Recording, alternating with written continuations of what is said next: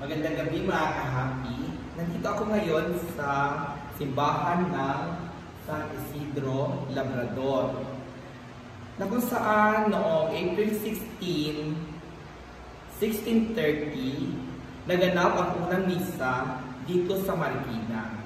So actually, dito talaga nag-umpisa ang kasaysayan ng Marikina. So ito ang pinaka-old na simbahan na tinayo dito sa lungsod ng Marikina. So, yan lang mga ka-happy. Magandang gabi ulit.